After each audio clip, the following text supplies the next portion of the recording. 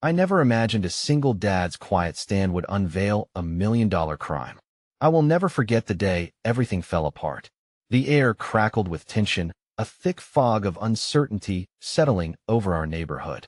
I stood in my backyard, inhaling the scent of wet grass, trying to calm my racing heart. My hands shook as I clutched the wooden fence post, the splinters digging into my palms. Jackson, my son, was in the front yard, tossing a ball with his friends.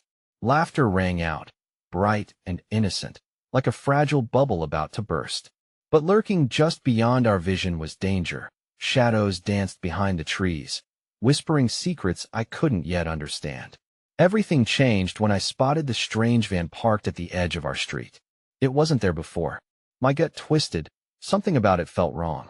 I could see the driver's face through the tinted windows, a silhouette carved by purpose and malice. The lump in my throat grew heavier.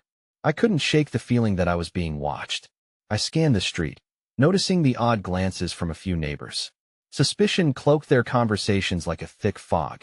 I felt it too. Could they sense the dark shift in the air? My heart pounded in rhythm with my tremors. Then, without warning, a piercing scream cut through the air. It was a girl's voice, shrill and desperate. My blood ran cold. I dropped my son's ball. The thud against the ground echoed like a gunshot. I pushed past the fence, running towards the chaos, adrenaline flooding my veins like a drug. As I neared the commotion, I saw her one of Jackson's friends, her face pale and streaked with tears. He's gone. He's just gone. Her little frame shook as she collapsed into my arms. I felt the weight of her fears seep into me. The world felt like it spun faster around us, and I could hardly breathe. Behind her, an older gentleman dashed, his brow furrowed in alarm. The van. It's gone. His voice, sharp like shattered glass, pierced through my daze. A million questions raced in my mind, but one screamed the loudest. What did that van have to do with my son? As the realization sank in, my knees wobbled. I had failed to protect him. I searched the faces around me, a mixture of horror, confusion, and a glimmer of suspicion. Someone must know something. The air grew thick with murmurs and furtive glances, as if we all shared a guilty secret. I faced the neighborhood, my heart thundering, every heartbeat echoing the same urgent thought. I need to find Jackson. But where could he be? Just then, my eyes caught a glimpse of something shiny on the ground, a small bracelet, its charm glinting under the fading light. It was Jackson's. My breath hitched. I picked it up, the cold metal burning my palm. It felt like a warning, a thread tying my son to whatever darkness lurked beyond our safe little world. That a voice broke through my thoughts, whispering a truth I never wanted to believe. This wasn't just a missing child. It was a crime waiting to surface. The tension wound tighter, each second stretching into eternity as faces turned towards me, questions forming silently on their lips. What was I supposed to do now? Hey, before we continue with this amazing story, I need to give you an important heads up. Many subscribers have reported that YouTube unsubscribed them without warning. Take a quick second to check the red button below to make sure you're still subscribed to the channel. I'd hate for you to miss any of the exclusive content coming soon. And while you're there, smash that like button. It really helps me out with the algorithm. Oh, and tell me in the comments, which city are you watching from? I love getting to know every amazing person who's part of this community. Your participation makes all the difference. Let's connect. My mind raced as I clutched the bracelet in my hand, feeling the weight of every parent's nightmare crush down on me. I was thrust into a world I had tried so hard to protect my son from. The cheerful noise of Jackson and his friends was replaced by a haunting silence, an unbearable reminder of the reality we now faced. Where did you see him last? I asked the girl whose face was still streaked with tears. She looked up at me, her wide eyes reflecting the fear I felt deep in my chest. By the trees, the big ones, she whispered, pointing with a trembling finger. The innocence in her voice stabbed at me like a dagger. I didn't care about my own tears. All I could focus on was Jackson. I had to act. I turned and ran towards the trees, fear propelling each stride. As I reached the edge of the yard, I scanned the shadows, searching desperately for any sign of my boy. The leaves rustled in the breeze, eerie like whispered voices, mocking my frantic heart. Jackson, I shouted, my voice cracking. Jackson. Each echo felt like a plea to the universe, a prayer I wasn't sure anyone was listening to. I stumbled between the trees, my feet crunching over twigs and fallen leaves, the bracelet slipping through my fingers and clinking onto the ground. I knelt to retrieve it, my chest tightening at the thought of Jackson's small wrist without it, and I pressed it to my heart, desperate for the connection it offered. Then, suddenly, I heard something soft rustling, followed by a muffled sound, almost like a whimper. I froze, my heart clenching. "Jackson?" I called again, this time tentative, almost afraid of what I might find. In unison, the world around me quieted as I strained to listen. The rustling came again, louder this time. I dashed toward the source and pushed through a dense thicket. My heartbeat roared in my ears, an incessant drum urging me onward. And there he was, my son, huddled beneath a pile of leaves, his eyes wide with shock and confusion. Relief washed over me like a tidal wave, but it was quickly shadowed by a new wave of anxiety. "Dad!" he cried, launching himself into my arms. I held him tightly, breathing in his familiar scent, the fear subsiding into a desperate gratitude. I was scared. "I know, buddy. I'm so sorry," I murmured, my throat thick with emotion. "But we need to get out of here. Now." As we made our way back to the open air, I noticed him shaking. "What happened?" I pressed gently, wanting to hear it all, desperate for answers but fearing the worst. "I was playing hide and seek, and then I didn't mean to, Dad. I just wanted to hide better, but then I heard a scary sound and got scared," and he stammered, his voice rising in pitch. "It's okay, Jackson. Just breathe. Can you tell me what the noise was?" He nodded, his brow furrowing, trying to remember. "It was a van." My stomach sank. "A van?" "Yeah, it drove by, and that's when I got really scared. I thought it was coming for me. So I ran. I just wanted to be safe." A chill slithered down my spine as I brushed my fingers against his hair, trying to keep my own fear hidden beneath a facade of calm. But the sinister connection between my son's words and the van parked ominously on our street was unmistakable. As we stepped back into the light of the neighborhood, one of our neighbors was walking towards us. It was Mrs. Taylor, the elderly woman who lived 2 doors down. "Oh, thank heavens!" she exclaimed, her voice tinged with relief. "I was just about to call the police." "Thanks, Mrs. Taylor, but we need to get inside," I replied, my father's instinct kicking in to shield Jackson from the world. I could see the underlying concern in her eyes, but I didn't have time to address it. I had to protect my son. I ushered him into the house, locking the door behind us, the weight of the world clinging to my shoulders. The nagging fear that this was only the beginning clawed at my mind. "What happened to the van, Dad?"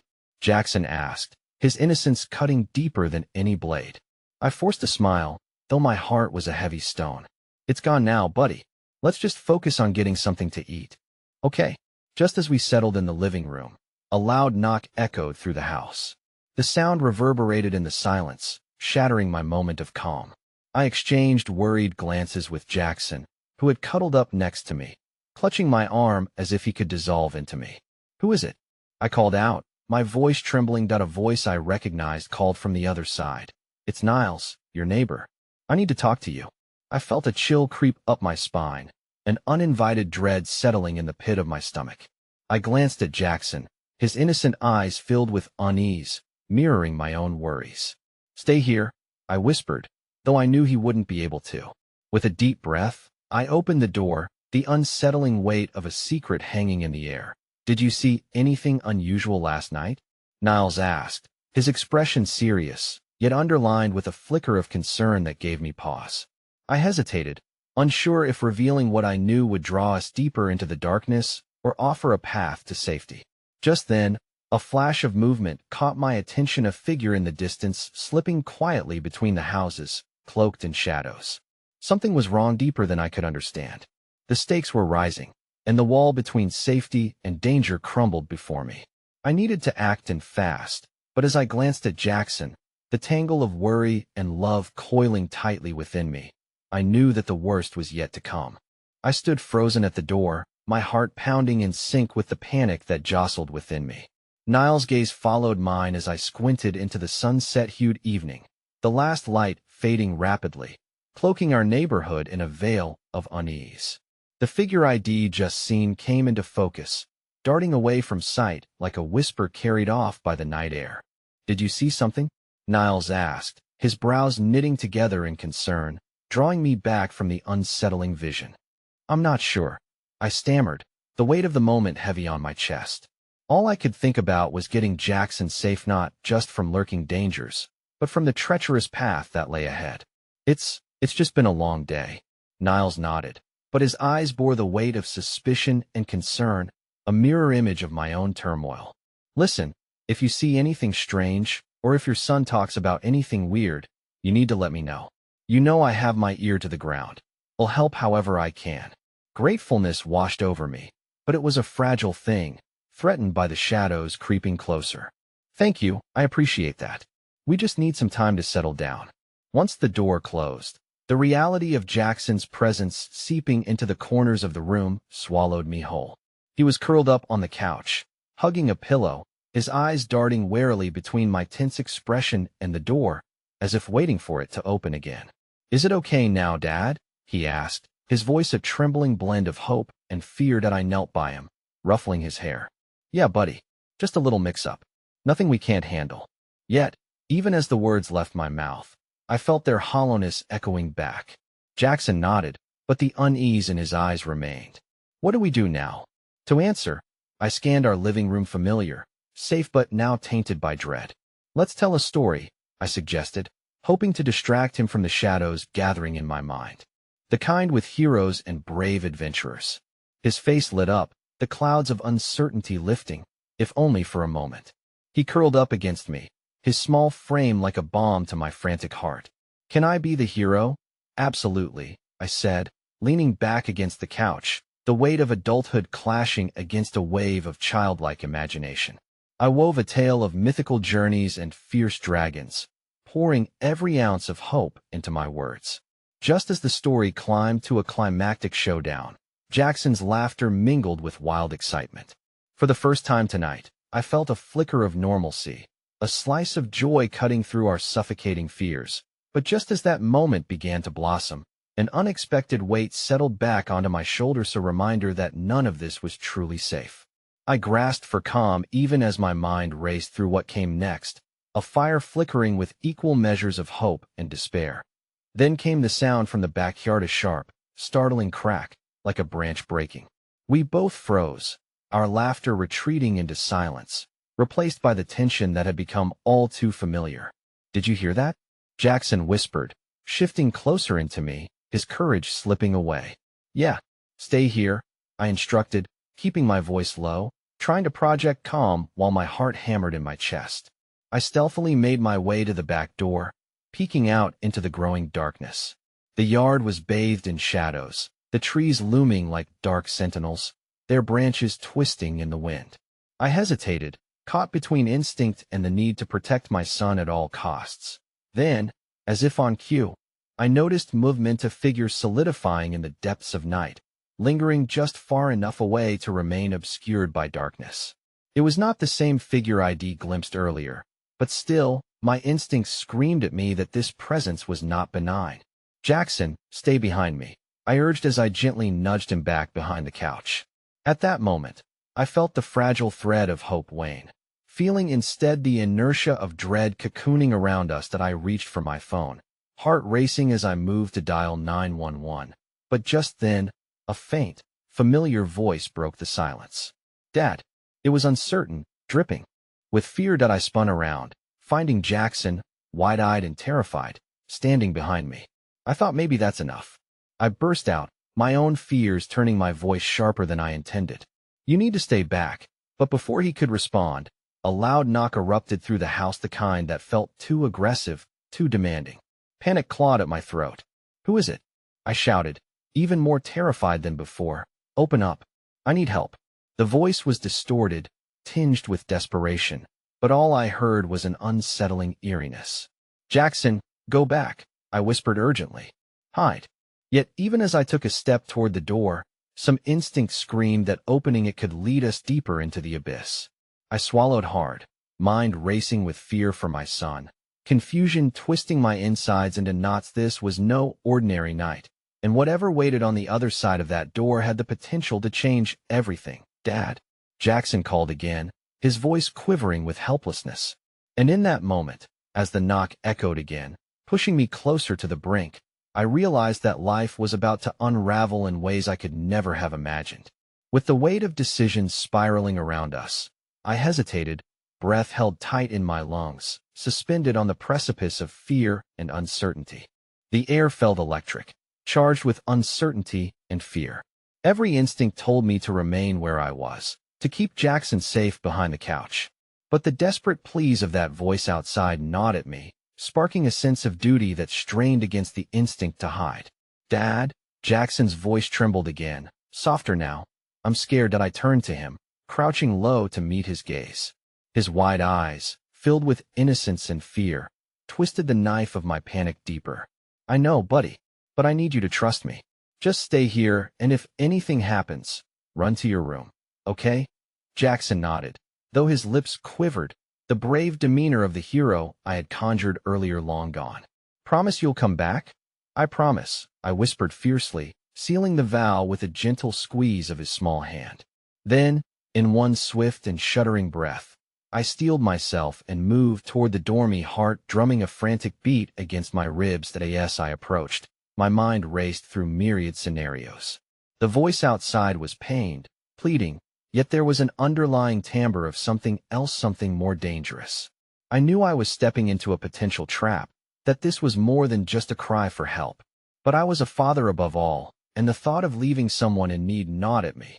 With a trembling hand, I turned the knob slowly, pain surging through me with every creak of the door as it opened.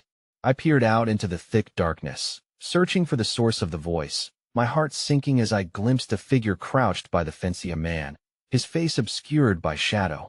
"Please," he rasped, desperation lacing his tone. "They're after me. I need your help. I didn't do anything wrong."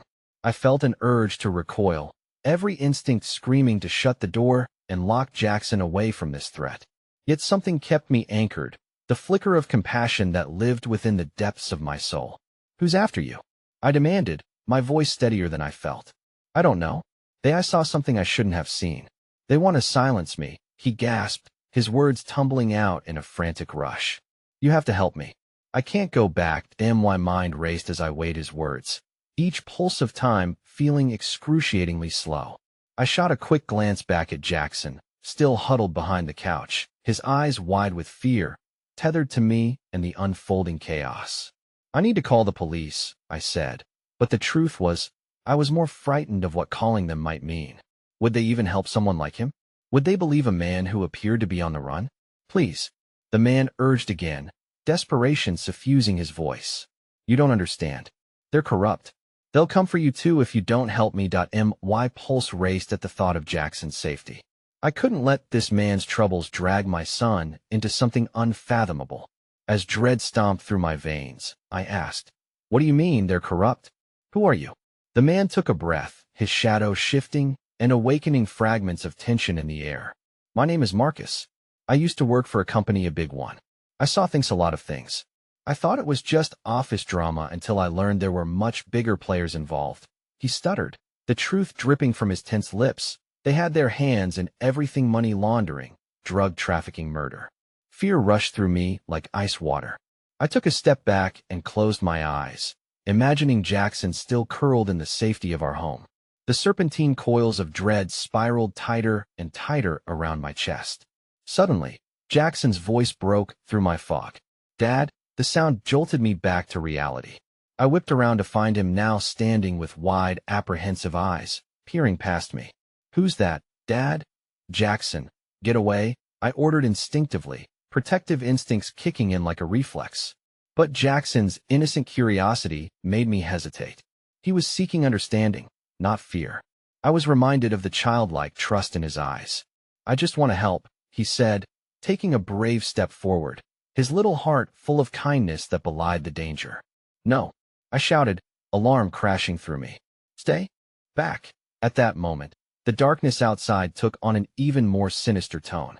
I caught a flicker of movement beyond the man, figures emerging from the shadows across the yard, their features indistinguishable, but their intentions clear. My blood ran cold. I needed to act fast.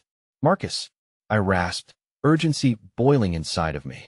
"Whatever you've gotten yourself into, you've put us all in danger. You need to leave now." "No," he shouted, eyes darting to the oncoming figures, panic rising.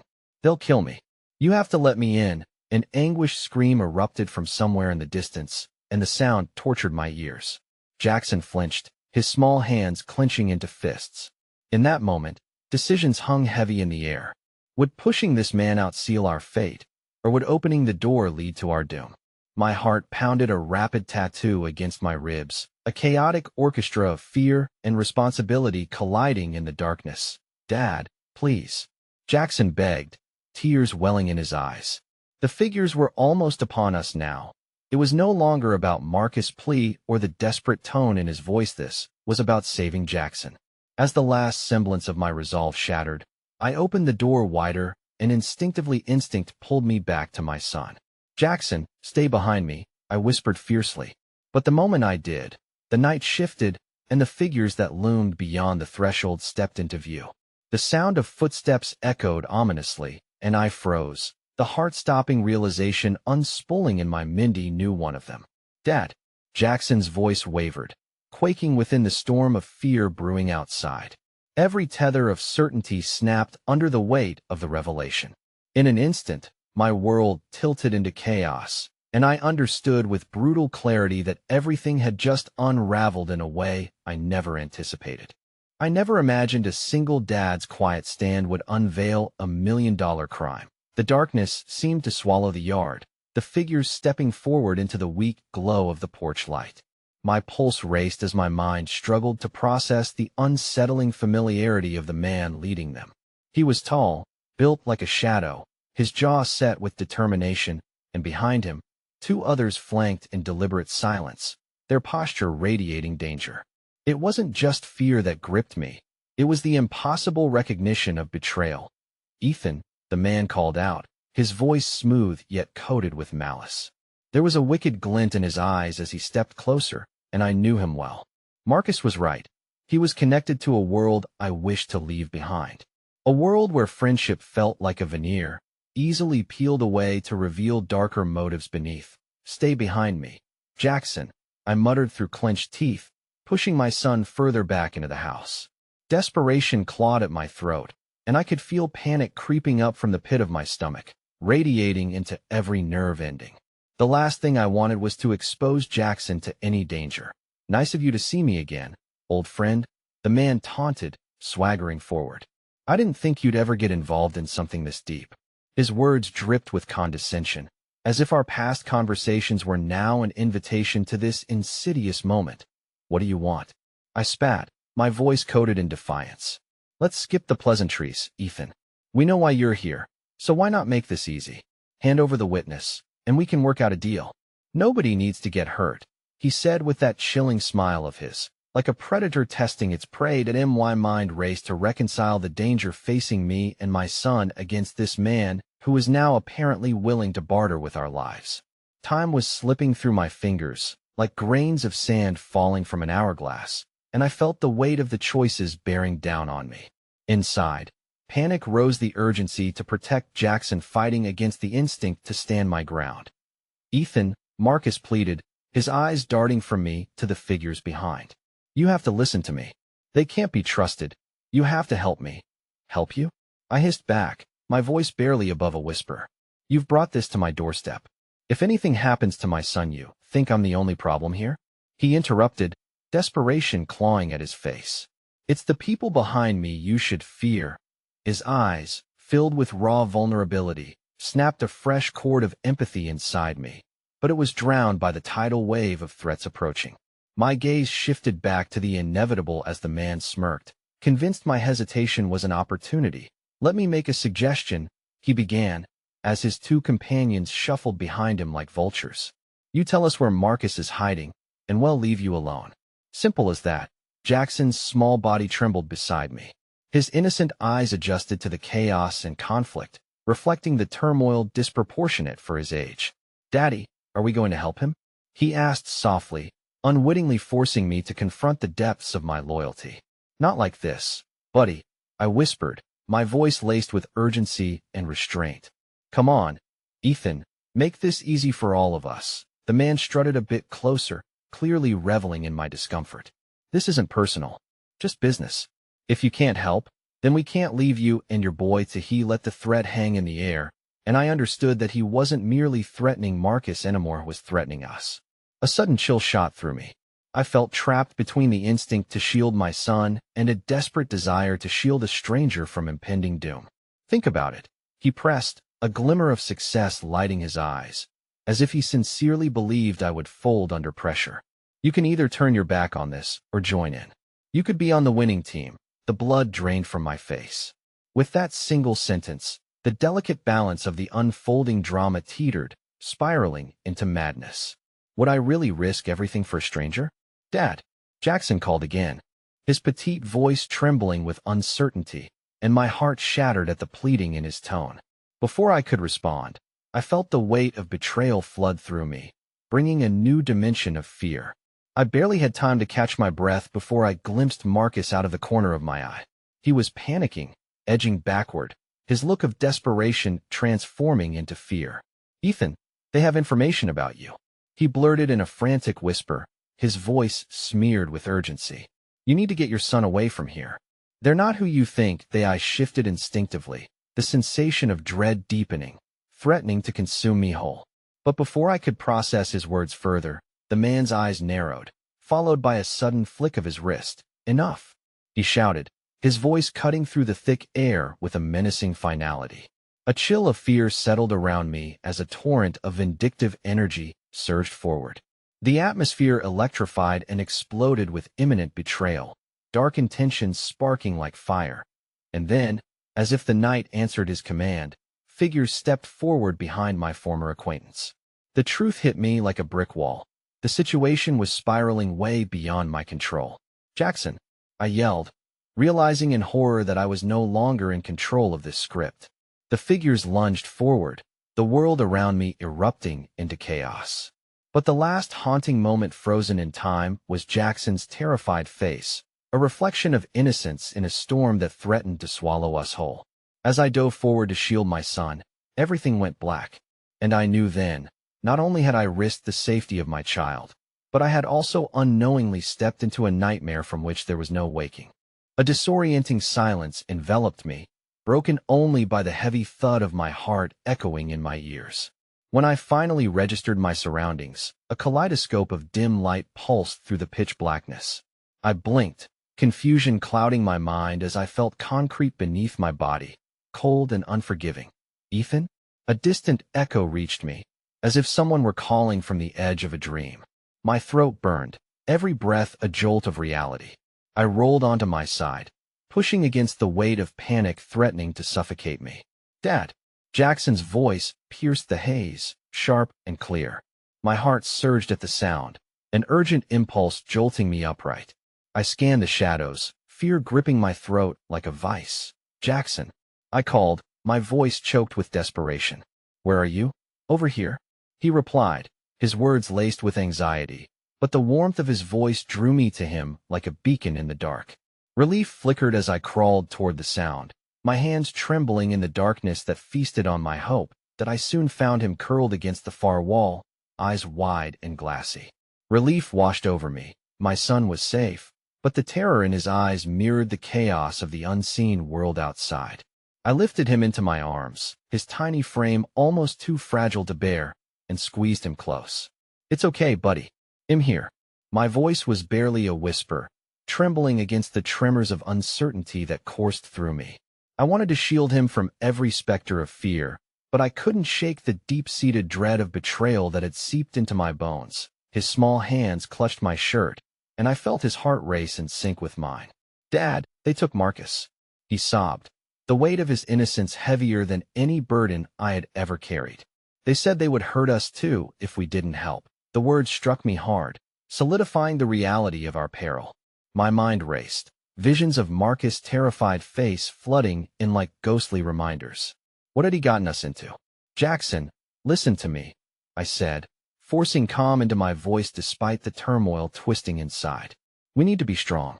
I promise I won't let anyone hurt you. But the words felt hollow, phantoms in the wake of the looming nightmare. I could only hope against hope that I could indeed keep that promise. In the heavy silence that enveloped us, I searched every corner of the room. A single dim bulb flickered weakly overhead, illuminating the walls splattered with stains of neglect.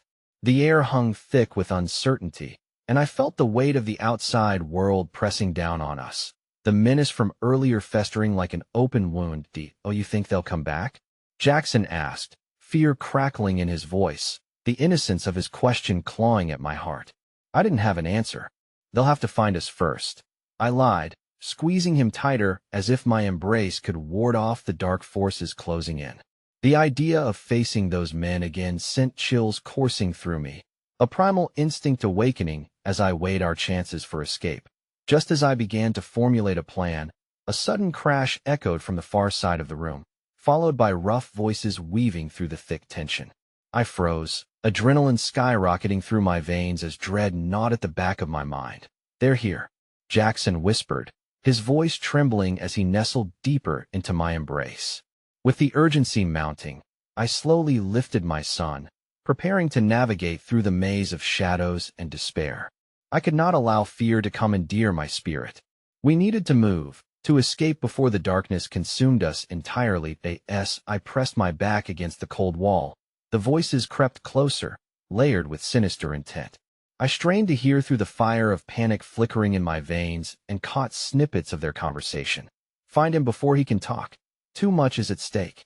A horrifying realization curled in my stomach. They weren't just looking for Marcus. They were hunting me as well. I wanted to scream, to lash out against the unfairness of it all, but instead, I focused on Jackson. His gaze darted around us, his innocent heart still, unaware of the magnitude of the chaos we faced. "Stay close to me," I whispered, steeling myself. "We need to find a way out." As I turned towards the only exit I could see, the metallic screech of a door swinging open pierced the stagnant air. My breath caught as I recognized the silhouette stepping into the room, a figure shrouded in shadows. A wave of fury and fear crashed over me, eclipsing any rational thought that I in that moment. A flash of light illuminated the figure's features and unexpected face, one fraught with uncertainty, but a flicker of kindness breaking through. It was someone I had thought I could trust. I held my breath, hope mingling with dread as recognition coursed through me. But before I could react, their lips curled into a semblance of a smile that chilled the air between us. "Ethan, just follow my lead," they said, their voice steady yet tinged with urgency. "I can help you, but you have to trust me." And in that breath of a moment, I stood at the precipice of betrayal again, torn between the fragile thread of trust and the overwhelming thrall of danger. My fingers tightened around Jackson, uncertainty coiling like a serpent around my heart. I hesitated, finding no choice other than to advance into the chaos. The realization struck me hard. Trust had become a luxuriously rare commodity in a world where every smile could be laced with the poison of betrayal. And then, as if summoned by my doubts, the voices returned, louder and closer than before, suffused with dark purpose. "Get them," roared a voice that chilled me to my core, the tension in the air thickening. "Run," I screamed, and all that filled my vision was the glimmer of hope mingling dangerously with despair, the relentless weight of the unknown crashing down as we raced towards what could either be our salvation or our destruction. The hallway stretched out before us like a dark funnel, and the sound of my heart pounding in my ears drowned out every other noise. Jackson clung to my side, his small hand gripping mine with a desperation that mirrored my own. We raced forward, my mind spinning with a chaotic barrage of thoughts. I had thrust him into this nightmare. Now, I couldn't let anything happen to him. "Which way, Dad?" Jackson asked, his voice barely a whisper, quaking with fear. "Just keep moving," I urged, my eyes darting around for any sign of an escape route. A dim light flickered at the end of the hallway, promising a way out, but with every step I took, the urgency of the approaching voices spurred me to run faster. "Ethan," the familiar voice echoed from behind us, urging me to stop. The figure, still obscured by the shadows, hesitated. "You don't know what you're up against. We don't have time for this," I shouted, my patience fraying. "If you want to help, you better show me how. Trust me," they insisted, taking a step forward. I could see their facing, drawn tight with apprehension. "I know a way out, but we have to hurry. They're coming." and they want stop that my heart raced as I recalled the chaos of our earlier encounter, how the trust ID once given had turned to ash in my mouth. But the words of the figure hung in the air like a thread dangling from the edge of a cliff. I had two choices: plunge into the unknown or risk everything for a chance at escape. Come on, I urged Jackson. Follow me. I squeezed his hand tighter, feeling the warmth of his small fingers grounding me, giving me the strength to move forward. I felt the figure fall into step beside us, their presence a complex mix of safety and danger. We're almost there, they said, determination igniting their voice. As we ran, the pounding footsteps of our pursuers echoed behind us. Each sound filled me with a visceral dread, reminding me of the stakes. If we were caught, there would be no future for Jackson. I couldn't let the shadows of despair overtake us. I had to believe there was still hope. Suddenly, we reached a door at the end of the hallway. Its metal seemed cold and unyielding, but I slammed my palm against it, pushing it open hard. A gust of fresh air filled my lungs, mingling with the fleeting taste of freedom, but only for a split second before the harsh reality of the outside world set in. That we stumbled into a dimly lit alley, the stench of refuse penetrating my senses. The clamor of distant sirens echoed through the night, mingling with the apprehension that danced in my stomach. The figure gestured towards a narrow passageway. This way. It leads to an old warehouse. There's a hidden exit. That I hesitated, feeling the weight of risks. What's your name? I demanded, looking at the person who had suddenly made themselves integral to our escape. Lila, she said breathlessly, her eyes scanning the dark alley as if fearing the night itself. You can trust me. I got you out of there, didn't I? In that moment, I was reminded of Marcus once again, the trust he had placed in people who wore the same masks as Lila. I couldn't afford to make that mistake again. Dad Jackson's voice broke through my thoughts. I turned to him, and the fear in his eyes stole the rest of my resolve. His innocent belief in me felt more crucial than my own doubts. All right, Lila, I relented, knowing every moment spent in indecision could cost us dearly. Lead the way. That we turned the corner, breathless and hopeful, dodging between trash cans and remnants of a city steeped in shadows. Desperation coursed through me, a driving force as we raced to escape whatever horror awaited us. But the quiet of the alley soon shattered. Footsteps thundered behind us, a chaotic procession of menacing voices. They went this way, someone shouted, urgency mingling with rage. It was a hunt, and we were the prey. Lila pushed forward, urging me and Jackson to follow. This way. We might be able to buy some time. As we tore deeper into the labyrinthine passageways of the alley, I felt hope flicker and dim like a flame against a headwind. No. Lila suddenly turned towards a building, her demeanor shifting as she scanned our surroundings. We have to hide. There was no time for questions. Instinct took over, and we dove into a narrow door barely ajar. It led to a dark office filled with dust and neglect, the air thick with silence. I pressed my back against the door, my breath quickening. The darkness enveloped us. Can they see us? Jackson whispered, his voice quaking as he huddled closer. They shouldn't be able to, I murmured, though my own heart screamed uncertainty. I had no idea how fast they were moving or how close they were. Footsteps grew louder, echoing in the corridor outside. My mind raced as Lilith's intense gaze bore into mine, her expression torn between fear and determination. You have to trust me, Ethan, she said in a hush.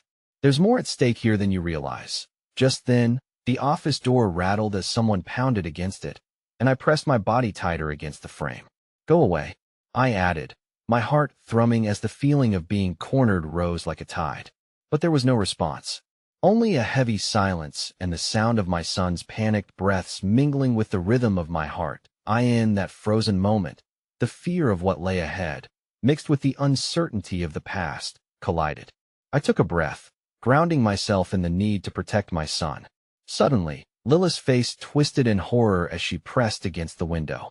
There he is. Whatever she saw twisted something deep within me, a chill creeping back down my spine. I turned to see the shadowy figure emerge from the dark, their features coming into focus. Marcus. I gasped, the name escaping my lips like a prayer. As I met his gaze, my heart sank. The eagerness in his eyes was replaced with something darker, foreboding. He held a phone in his hand, and the cold recognition washed over me. Help will arrive soon. But only if you listen, Marcus called out, his tone layered with desperation and something far more dangerous. Questions erupted in my mind, but I felt something vital snap inside me. That same wave of dread curled tight in my stomach. This was no longer merely about survival. Dad, Jackson's voice trembled beside me, awakening the primal urge to protect him once more. And suddenly, all the ugly truths of trust and betrayal flooded back, everything I had never imagined now racing toward an unsettling climax. The stakes were higher than ever, and there were no guarantees of survival. As a heavy hand pounded against the door while Marcus' unexpected presence materialized a million new questions, I could only clutch my son tighter, heart racing and life teetering on a cliff's edge, prepared to confront whatever revelation awaited just beyond the door. The door shuddered again, each thud urging my heart to beat faster. "Ethan," Lila whispered, urgency lacing her voice, "we can't stay here. We need to move." Her gaze darted between the window and the door, weighing our options as if calculating the odds of survival. No. I shook my head, unwilling to abandon this fleeting chance to understand what Marcus was planning. "What does he want?" "Nothing good, I assure you," Lila said, breath catching as the pounding continued. "You have to trust me. Marcus, he's not who you think he is. He's part of it. We have to get Jackson out of here." Fear twisted inside me, and I resisted the urge to shout for Marcus. Despite everything, I wanted answers. I didn't want to grasp at shadows. I needed to understand why he was hunting us, drawing us deeper into this grim maze. "Marcus, what's your game?" I yelled, my voice breaking with the weight of uncertainty. I wished I could sift through the noise of hidden intentions and half-truths. "Stay back. I'm only here to help." His voice rang out, and I caught a strange glint in his eyes, something desperate, almost pleading. "There's information you need. You can't possibly understand the danger without knowing the whole truth. Why should I believe anything you say?" Anger surged inside me, mingling with fear. "You brought this on us." I turned to Lila, who watched me with a worried expression. "What do you know about him?" Before she could respond, the door splintered under a heavy impact, and I squeezed my eyes shut, bracing for the worst. "Jackson, hold on to me," I murmured, reaching down to grip his shaking shoulder. "Whatever happens, stay close." "Dad, I'm scared," Jackson whimpered, his voice small and fragile. "I know, buddy. But we'll figure this out. I swear." I promised, though uncertainty gnawed at me. I felt trapped in a whirlwind of emotions that combined terror with an unyielding need to protect my son. While deciphering layers of betrayal, I turned back to the window, scanning for any routes of escape. My eyes locked onto Marcus, who seemed to have moved closer, standing with a masked determination. It was a distance that suddenly felt far too intimate, filled with possibilities both threatening and unknown. "Just listen to me, Ethan. They are coming for you because of what you possess," he shouted, desperation elevating his tone. "You need to understand the truth before it's too late." "What truth?" I shouted back, the questions spiraling out of control. "What do I possess?" Marcus' gaze faltered, and for a fraction of a second, the mask slipped, revealing something raw beneath a hint of fear mingling with the darkness I had become all too familiar with.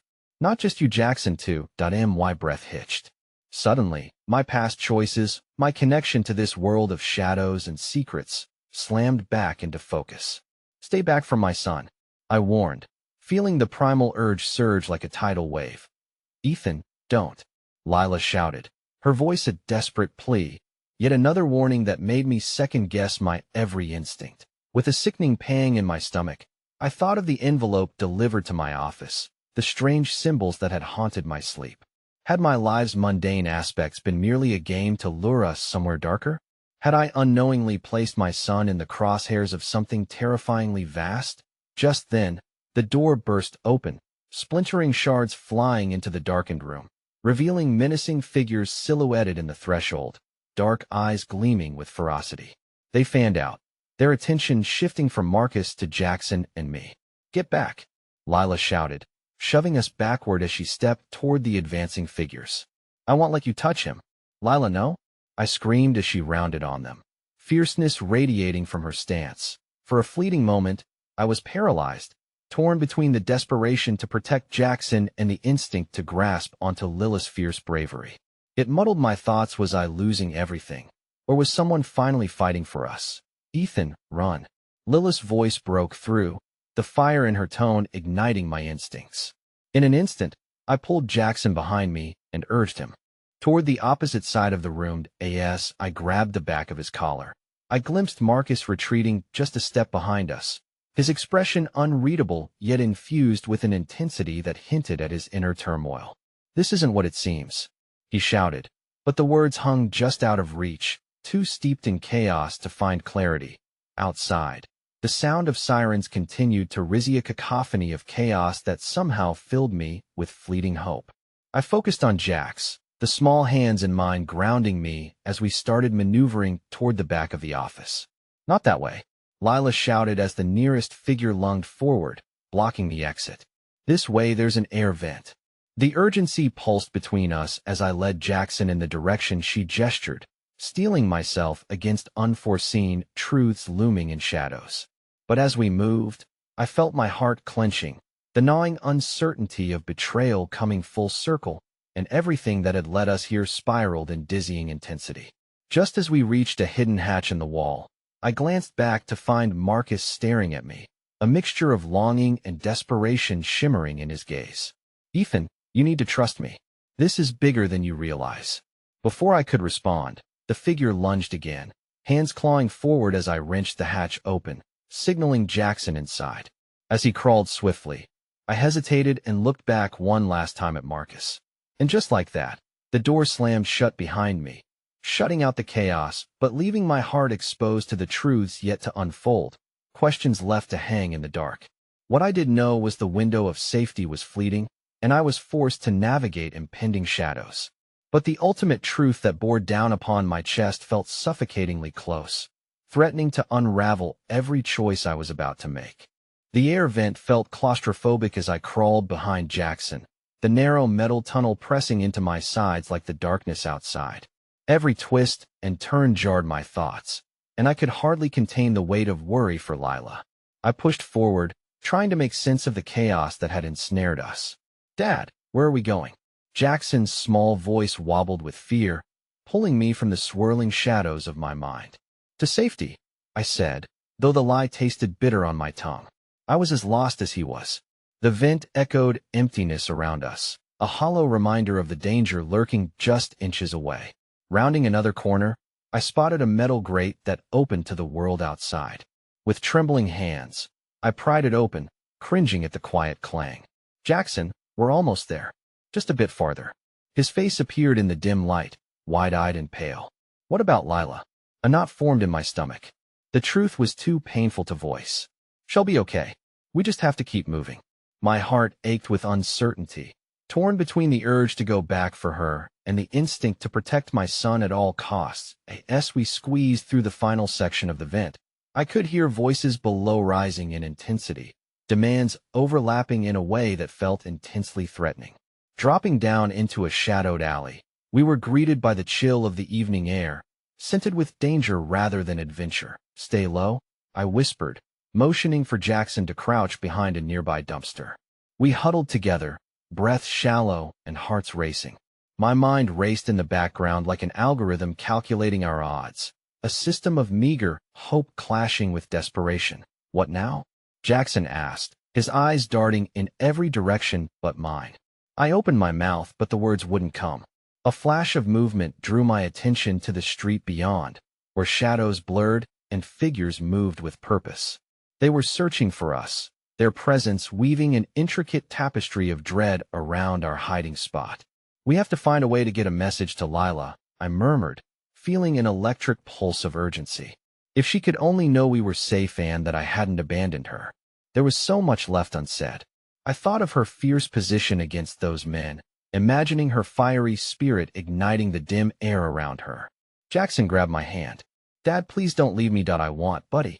I promise." I looked down into his trusting eyes, how much they mirrored mine, the way his worry mirrored my own. I felt every ounce of responsibility settle on my shoulders, a heaviness exacerbated by my past. I had never intended to drag him into this web of darkness. We stayed hidden for what felt like an eternity, the world outside creeping back to stillness as shadows merged with the fading light. My heart raced at every unfamiliar sound, and I could feel panic clawing at my chest as I fought to remain calm for Jackson's sake. But then I heard it, a familiar voice cutting through the silence, Lilith's voice, urgent and fierce. "Ethan, Jackson." My heart leaped, and I instinctively shook Jackson awake from the fog of fear. "Did you hear that?" "Yeah." His eyes widened. "Stay here," I ordered, scanning the alley for any signs of danger. I fought the urge to run toward Lilith's voice, the protective instincts clashing with the need for caution. Stepping carefully, I ducked around the corner, finally peeking into the street. There she was, standing at the mouth of the alley, silhouetted against the dim street lamps. "Ethan." Relief painted across her features as she saw me, and I felt an overwhelming rush of gratitude and anxiety. Before I could return to Jackson, Lilith's expression shifted, her focus darting over my shoulder. "They're coming. We have to go now?" My instincts kicked in again, a frantic race between heart and reason. "Where's Marcus?"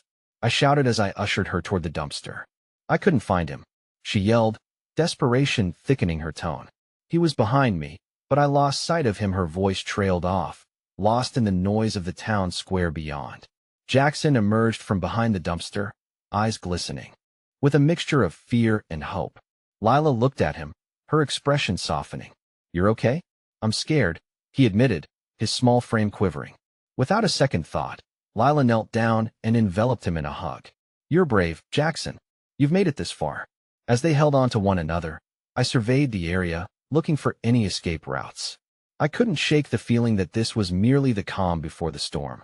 The air crackled with uncertainty, the shadows stretching ominously behind as the dangers we had narrowly escaped crept back into the corners of my mind. "Where do we go from here?" I asked, my heart racing. "The old bookstore," Lila suggested quickly. "If we can make it there, we can disappear long enough to figure out our next move or hide until we have a plan." "Okay," I nodded, the gears in my mind turning as we positioned ourselves. On three, we run. One before I could finish, the familiar sound of footsteps echoed down the alley, sinister and reminding me of the impending fate that loomed closer. I could feel it before I saw them. Dark shapes slinking toward us, hostility woven into the very fabric of the night. "Go." Lila screamed as she grasped Jackson's hand, pulling him toward the shadows. Now, with my heart pounding in my ears, I followed, thrusting us deeper into the unknown, senses guiding my every step. But amid the chaos, an ember of hope flickered within me, feeling that darkness couldn't snuff out our fight just yet. Yet, as we bolted into the back streets, another scream echoed through the night, a cry that would taunt me in the hollow spaces of my heart. A voice that didn't belong to us mingled with the pursuit, and dread filled my veins.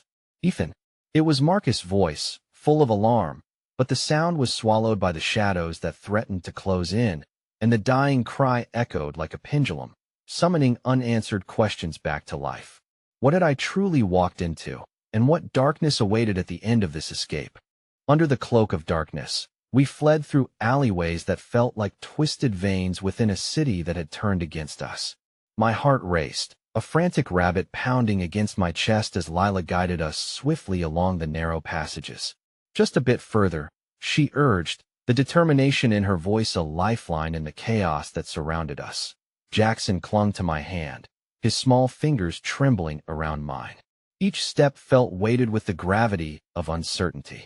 We needed to reach the old bookstore, a sanctuary for user, perhaps an illusion of safety amidst a night woven with threats I struggled to comprehend. The distant sound of footsteps echoed, the pursuit hot on our heels, a constant reminder that we were not free yet as we rounded a corner. The shadows pulsed, a flickering reminder of danger keeping close. Lilith's breath quickened next to us, the fear etched on her face mixed with something deeper, a kind of resolve that sparked something in the pit of my stomach. "Ethan, stay alert," she whispered fiercely. "The street is just ahead." I nodded, pushing past panic to create a protective loop around my son. "Can you do me a favor?" I asked Jackson, dropping down to his level, so our eyes met. "When I say go, you run as fast as you can and don't stop until you're in the bookstore. Can you do that for me?" His eyes widened with understanding, the weight of responsibility settling on his tiny shoulders. "I will, Dad," he replied, the bravery shining through the terror. My heart swelled with pride, even as fear twisted in my gut. "On three," I said, inhaling deeply. "1, 2, 3. We launched ourselves forward, breaking from the safety of shadows into the open street ahead. The cold night air hit my face, and I felt a rush of adrenaline propel us forward. I could hear the distant shouts of our pursuers, drowning in the sounds of the city, and time twisted around us, stretching it thin until it felt like nothing more than a tease. "Keep going," Lila shouted as we neared the weathered entrance of the bookstore, its facade a crumbling reminder of safety. I noticed something illuminated in the shattered glass, a faint glow that beckoned like a lighthouse guiding ships through dangerous waters. Just as we reached the door, my heart sank at the realization. "Lila, stay close," I called before I yanked the door open and shoved Jackson inside, ushering him through the threshold ahead of me.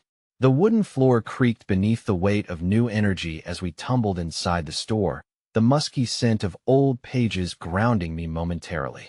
"Close the door," I yelled, sending Jackson into a small alcove while I slammed the door shut, leaning against it to catch my breath. The bookstore was dimly lit. Shelves filled with forgotten texts lined the walls, shadows swirling around. "Ethan." Lila's voice fractured the silence as she scanned the space for an escape route, adrenaline coursing through her veins.